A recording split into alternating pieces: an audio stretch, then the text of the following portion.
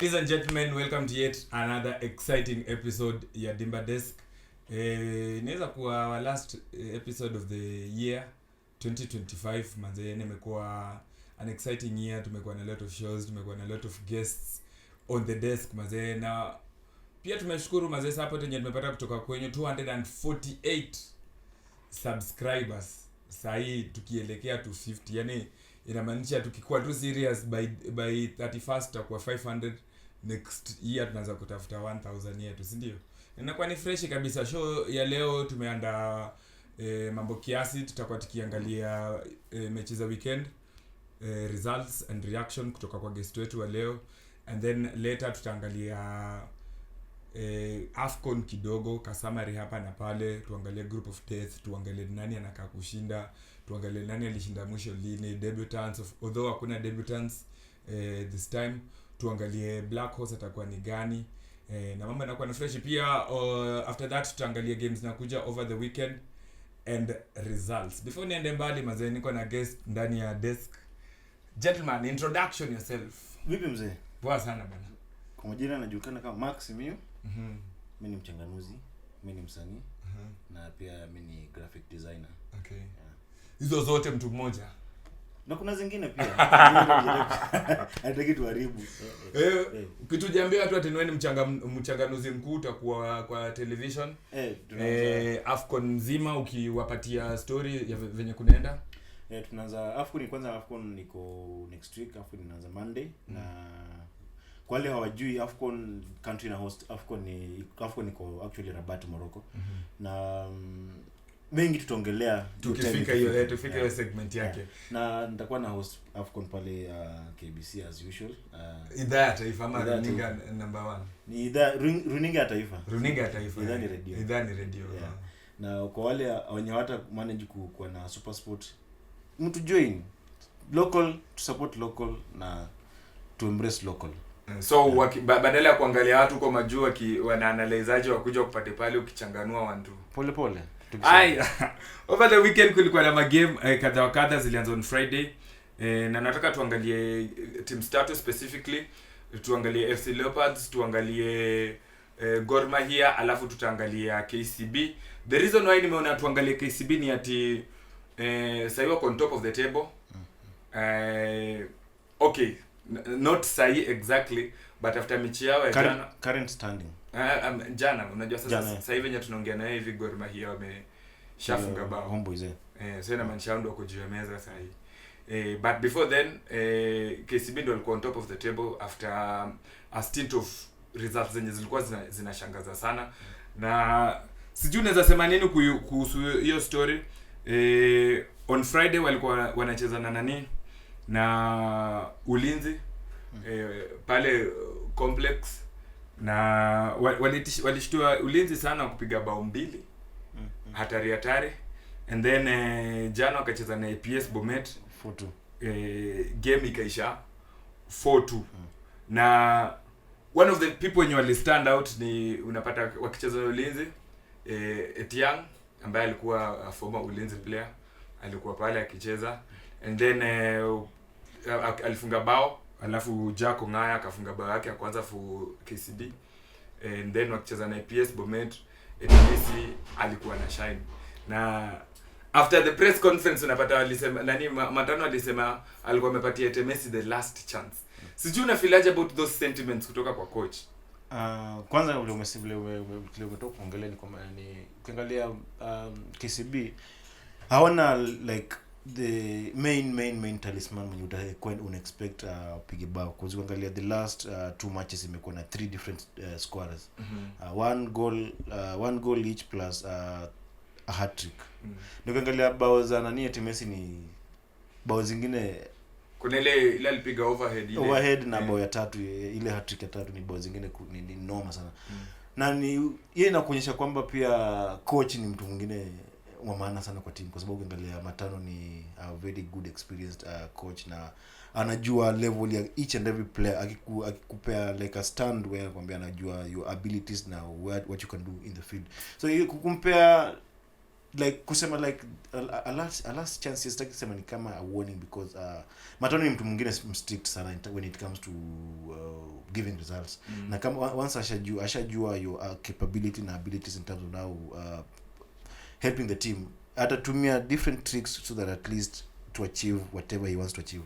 So hizo about tatu si at least kupea player that kind of confidence pia na uplift na pia na uplift team to a different level because ukiangalia games zenye nini wamecheza sasa hivi wamecheza almost 14 matches na hizo 14 matches ukiangalia pia when it comes to league standing wao among the top teams in the league na pia at least in a show some competitive levels in terms of now the Kenyan Premier League. Yeah.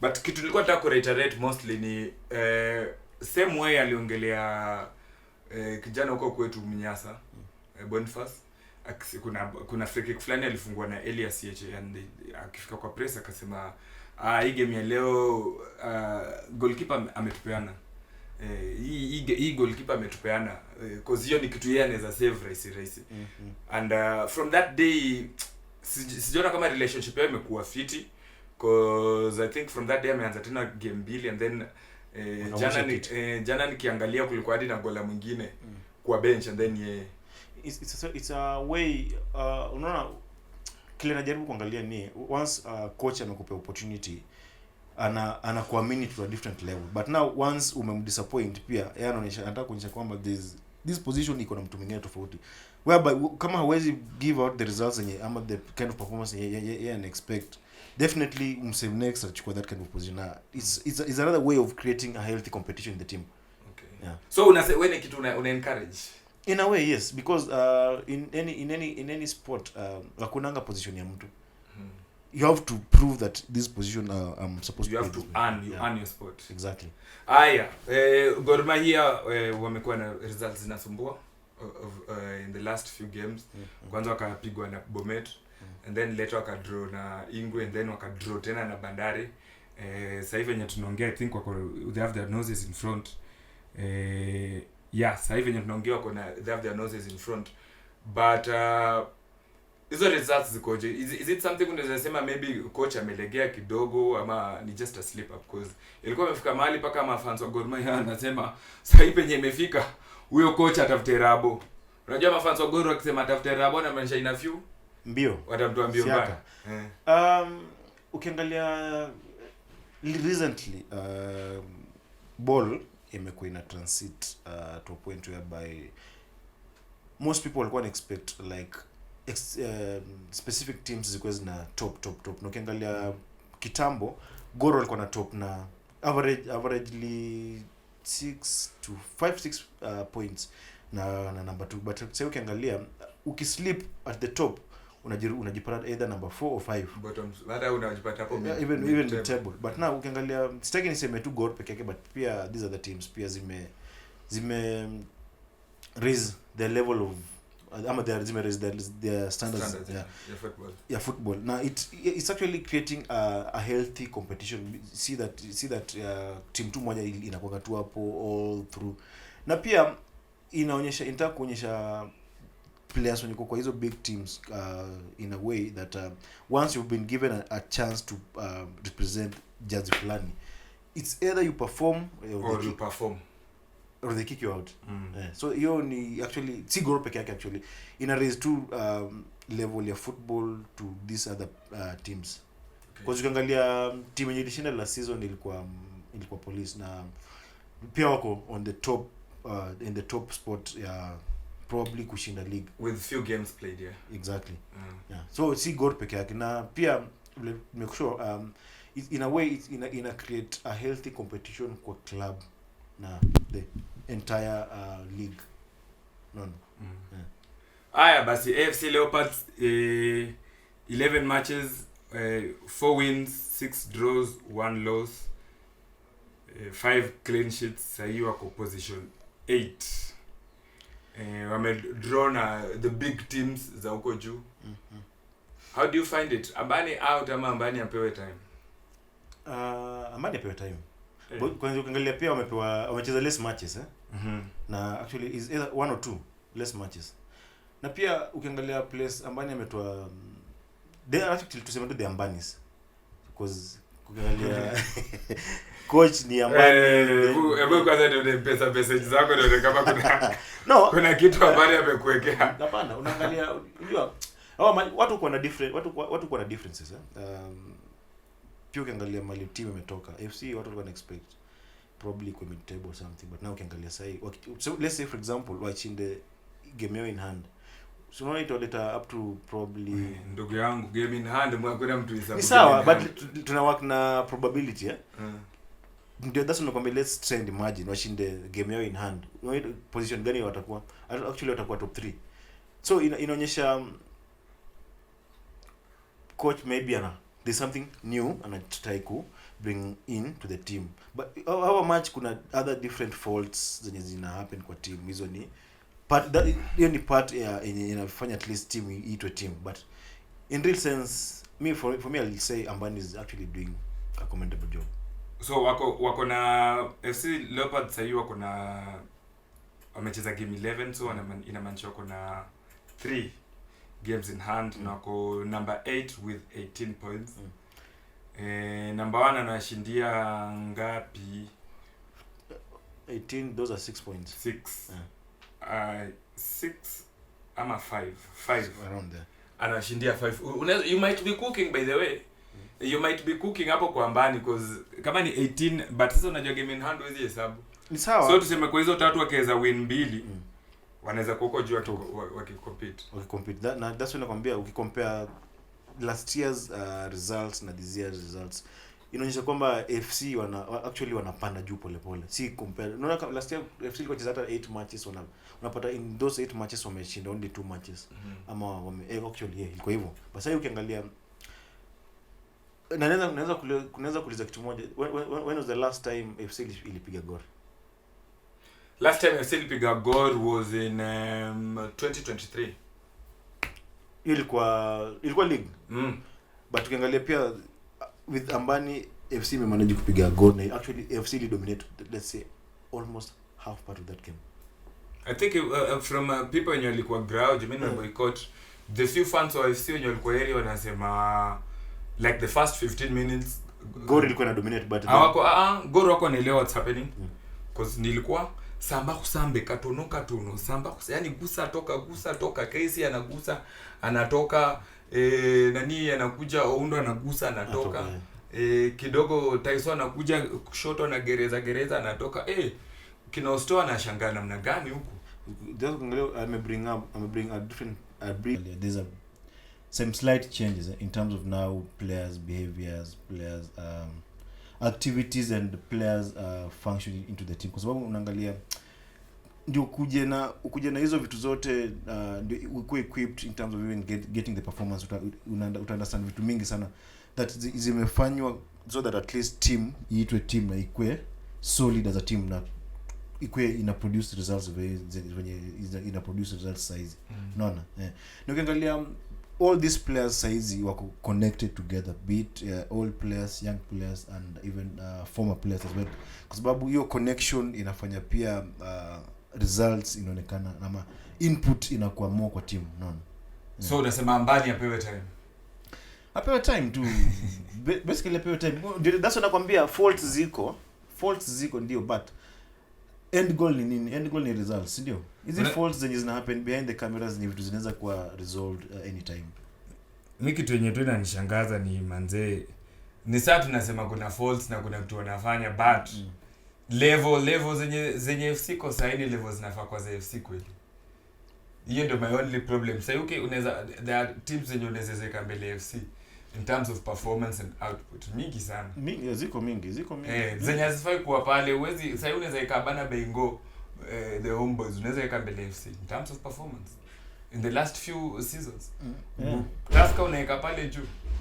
Polisi imekuja juzi unaweka pale juu. Gor unaweka pale juu. Hizo ni timu tano. Sina maanisha sasa hii FC the way as we speak right now ni timu ya top 5 exactly. But seasons msema kitu moja, seasons huko different. The past 2 seasons okay, sasa kusema FC bado imekuwa fiti, juu pia the past 2-3 seasons FC imekuwa struggle na pia fans those fans ilikuwa, but ukiangalia there's a different setup when it comes to this season. Even players wenyewe, contribution kwa team na vitu kama hizo. So basically mimi nasema okay, fault zo kuwa, but now angalia when it comes to giving out the results.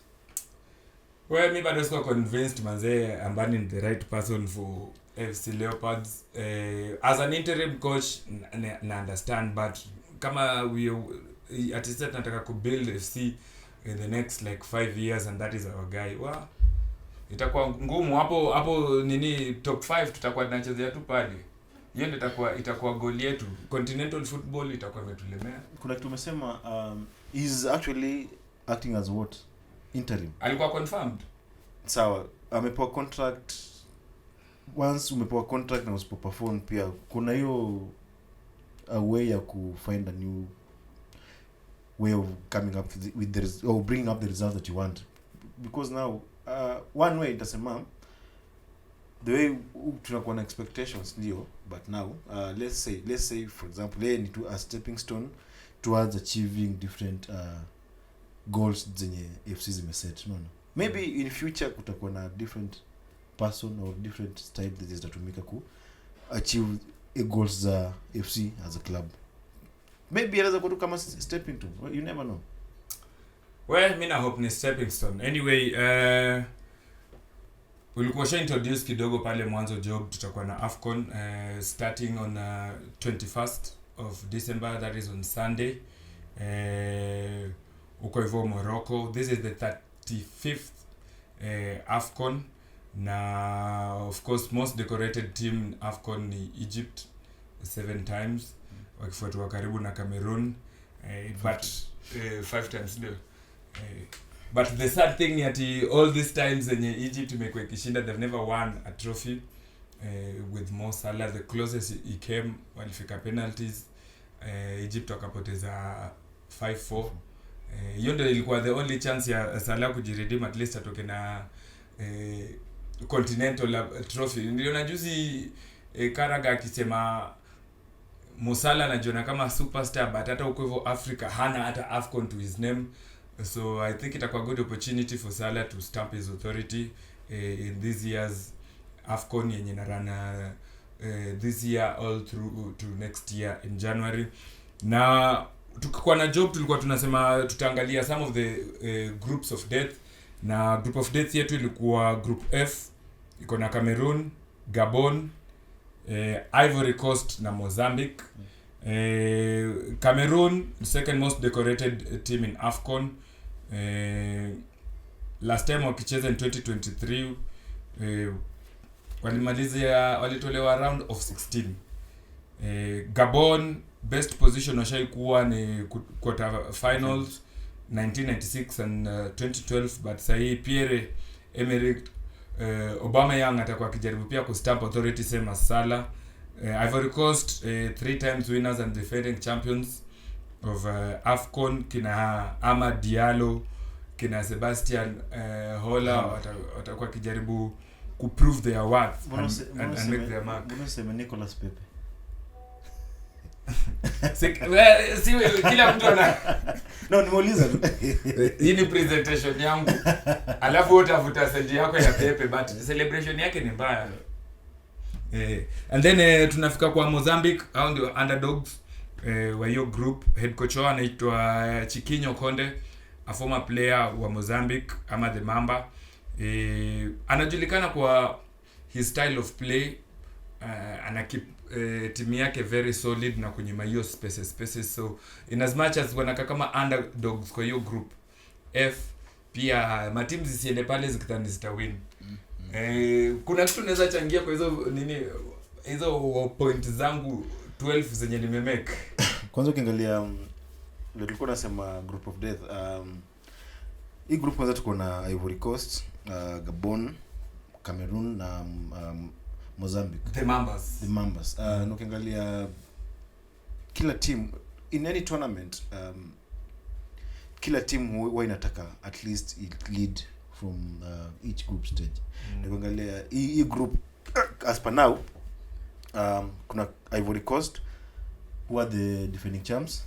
We have Cameroon, na si watu kwa si write off, second most decorated.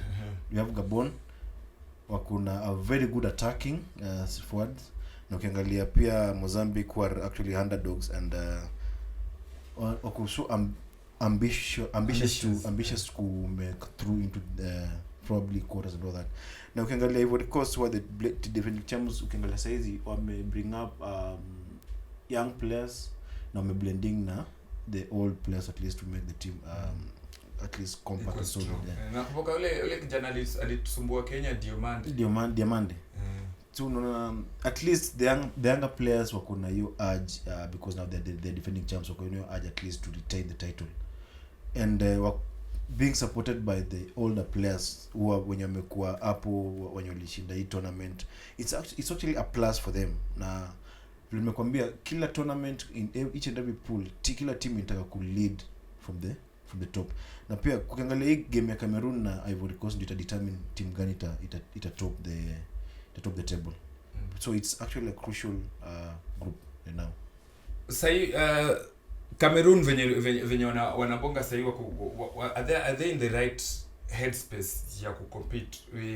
Of course kuna hizo inner wrangles zenye ziko pale, unapata Eto na Cameroon Football Federation wako na squad yao, and then the Ministry of Sports pia wako na squad yao na coach wao. Unapata hawa waliita huyu wakakosa huyu. Unapata sasa kama for example Ministry of Sports waliita Andre Onana, wakaita Abubakar, wakaita hadi Choupo-Moting, and then huku on the other side Eto pamoja na Pagu ambaye ni local coach wakachuja hao the same players. So with this wrangles, kumbuka this is the same team yenye walienda World Cup wakalimana mangumi.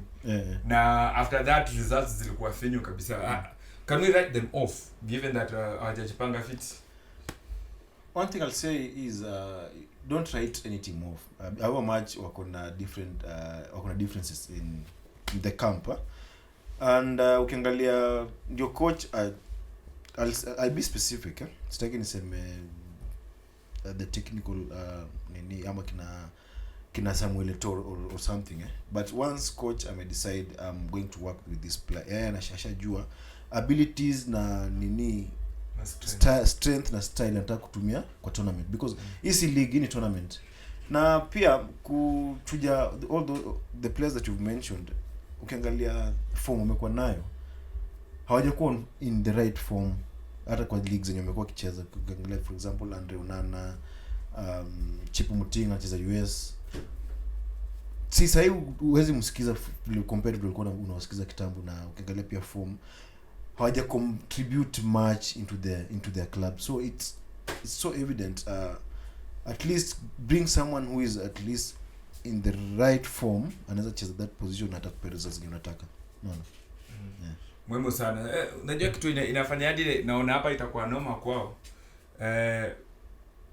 Federation, the Cameroon Football Federation, inaitwa Fedfoot or something close to that. Wako na coach wao anaitwa Back Bryce, na wako na squad yao. Sawa. And then yo Fedfoot, the Cameroon Football Federation wako na coach wao anaitwa Pagu, ambaye ni local coach, na wako na squad yao yenye wamechuja kina Onana, kina Abubakar, wamechuja hadi Choupo-Moting. And then the Ministry of Health on the other side, of Sports on the other side, wako na squad yao yenye wame include Abubakar, experience, Onana most experienced goalkeeper, na Choupo-Moting ambaye ameshajiprove as anataka. Ukiangalia goals zenye nani amefunga in the African let's say through AFCON, they were actually saying that wanataka at least a surpass nani ya Samuel Eto'o, of which is abnormal. Amemshindia how many goals? 10 goals. Now the tournament, let's say for example, actually they want to try to at least amfikie, so that at least I make your history. But now kumchuja pia is one way of kusema we have this young lad who can actually come in and step up. No. So pia is another way of creating space kwa team. It's going to like specific people wanakuja kucheza tournament na wakupay the result that you want. Pia kitu moja nafaa ujue character ina determine sana kwa team. There's a way where mwenye alichuja kina Onana na kina Chipu Muting, maybe alikuwa na reasons to why alichuja. Compare what happened in the recent years. Mtu kama Onana alikuwa front, someone alikuwa front pale fight the federation itself. So unajua pia it's coming back. Someone is actually trying to find a way of kumfight. Mimi from where I'm seated naona hii ni mambo ya siasa na ile kwa ball, na most of the time siasa na ball zikichanganyikana mambo kwa noma. Hata ile ban Kenya ilikuwa imepigwa na FIFA, si ni juu tu politics ziliinterfere na football. So I think wana risk a lot. Waache tu federation ifanye mambo yao. Hakuna penye ministry inahusiana na kwenda kuname players wenye unafaa.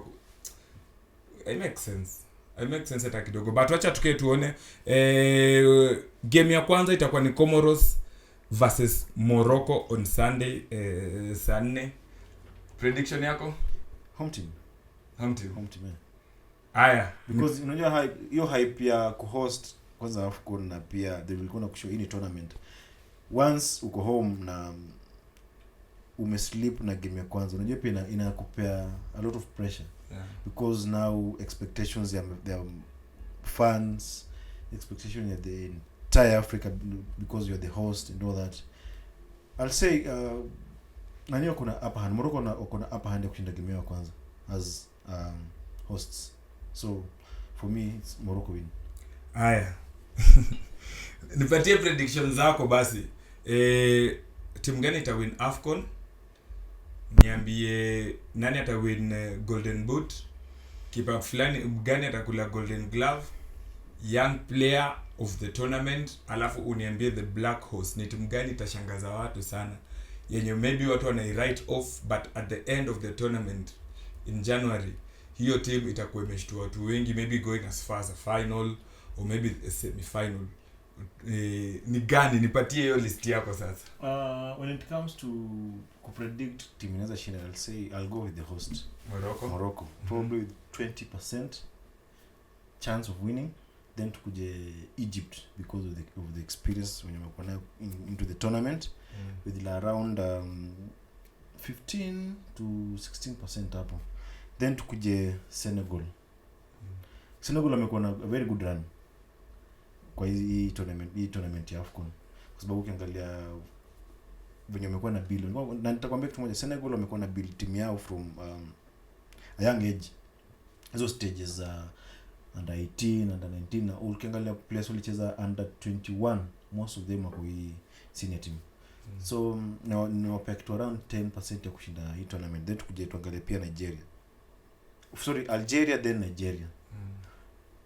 Algeria because wako na Omar Mamouche kina Mamouche ni wa Egypt. Okay. So let's say tuongelee tu Algeria kina Riyad Mahrez. Ndio captain, akona an upper hand ya kujiprove like as an African top player. So no.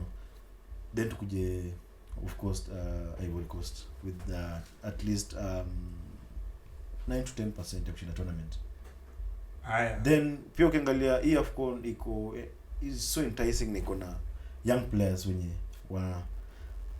wanataka kujiprove in terms of na the playing where they're playing, na pia kutafuta hizo penetrations za kujoin top leagues. Ukiangalia the golden boy wa Nigeria Ademola Lookman, hii ni chance yake kujiprove, kuonyesha kwamba hiyo kushinda golden boy in Africa ni kitu alikuwa na deserve. Then kuna players wa Nigeria, Senegal, just to mention a few. Pia ukiangalia pia kuna players wamepewa hii opportunity ya kujiprove, because hii ni tournament, nimependa kuambia, na tournament inakuja once in a blue moon. So once umepewa opportunity ya kujiprove, ni wewe kuamua how you going to prove yourself. Haya, nilikuwa nimekuuliza unipatie timu gani ita win AFCON. Uniambie nani atakula Golden Boot, Golden Glove, unipatie Dark Horse, alafu unipatie the Golden Boy, yani ule youngster mwenye ata rise to the occasion in this tournament. Ushanipatia according to your predictions with 20% umesema the host watakula. Hebu niambie sasa Golden Boot, unipatie Golden Glove, alafu unipatie Dark Horse na unipatie the Golden Boy of the tournament. Wow. Tuanze kwanza na Golden Boot. Tukipe mtu kama Mo Salah with the experience na Egypt. Then tukuje Golden Glove, goalkeeper wa Morocco, very experienced. Bono. Very experienced. Okay. Golden Glove. Then tukuje Golden Boy. Ndio kwanza tuko na very very young players. Tukiangalia kama LC Ben Sagi wa Morocco, 20 year old. That's a very good prospect. Tukiangalia pia Ibrahim Baye wa Senegal, 17 year old. Very good player. Then tukiangalia Noah Sadiki wa DR Congo. Jana ni mbaya. 20 year old. Then kuje Mali Diakite. A very good player, 20 year old. Those are na pia tuongeze kwa hiyo list, tuongeze Demoli Lukman. Those are the Golden Boys na wale nini. Haya, acha tuone hivi ndio venye AI ime predict. Hii ni grok ya Twitter. Wanasema winner of AFCON Morocco, Golden Boot ama top scorer Victor Osimhen, Golden Glove Yasin Bonu, Dark Horse of the tournament Bafana South Africa. Ayo wajanipatia nini? Golden Boy. You need a few names to predict, so that so inakuonyesha yani bado kuna young players hii tournament yenyewe wanakuja kuprove. Their work. Noma sana. Now we get into KPL fixtures over the weekend and predictions. Hapa sasa ndio nakuweka on the spot. Nione sasa, are you a pandit or a bandit? Unaona wewe ni nani? Are you a pandit or a bandit? I'm a pandit. Bandit ni mpiga. Okay. Game week 14. Game week 14, I think game week 14 inaisha and then tunaingia game week 15 over the weekend. So wacha tuingie tu game week 15 direct, so that tusilete mchanganyiko. On Sunday Bandari versus Madare. Home team. Bandari home team. Aya. APS Bomet versus Tusker. Ni tricky because unajua ukiangalia Tusker wanashuka. Na wanashuka, huwezi predict game inachezewa Bomet. Unaweza pata hiyo siku kwanza mvua imenyesha. Na Gray ileta shida. So hapo tunaweza predict draw. Yeah. Juu kuangalia pia Tusker hawajakuwa on form that much. Wamekuwa on off. Noma. Aya. Nairobi United versus Gor Mahia. That's a heavy one. Gor anakuja kujiprove. Nitapea Gor kichwa. But Nairobi United will confirm. KCB welcome Shabana. KCB win. Wawezi taka kulose your winning streak. Sofapaka Kariobangi Sharks. Sofapaka itashinda hiyo game. Sharks wana struggle sana hii season. Bidco versus AFC Leopards. AFC win.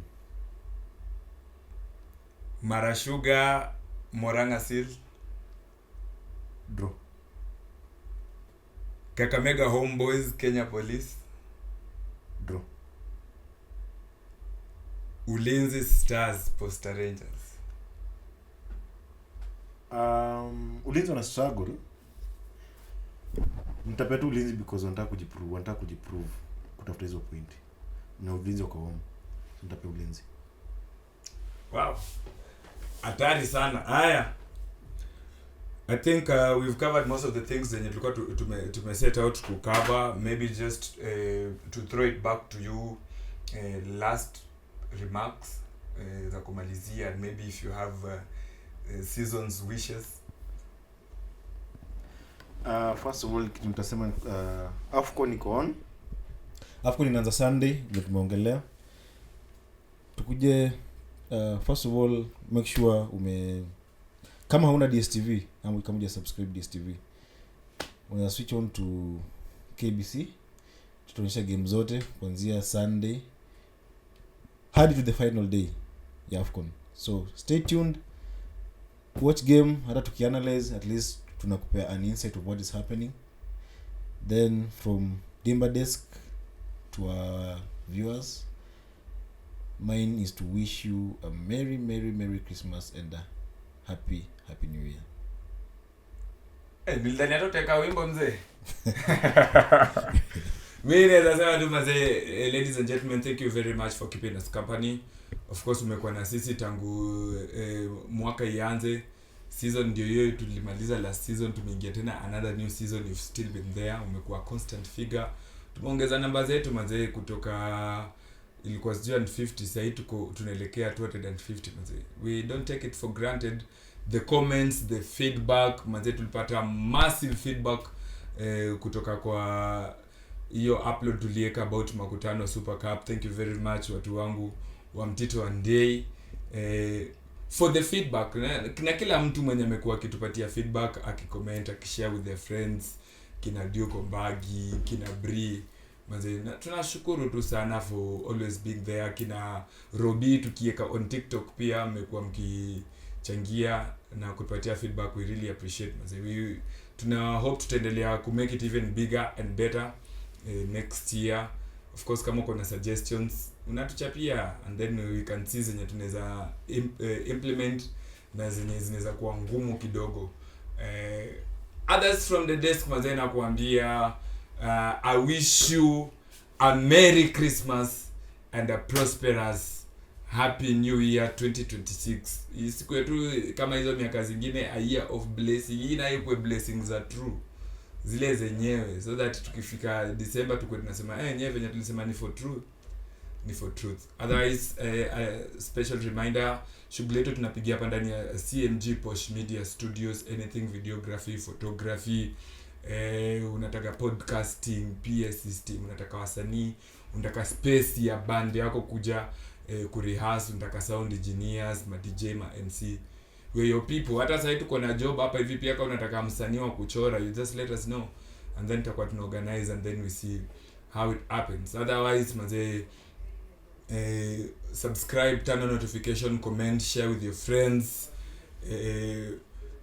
waambie kutuhusu. Na from the desk tunaambia namna gani, kama bado unakumbuka. Adios Muchachos.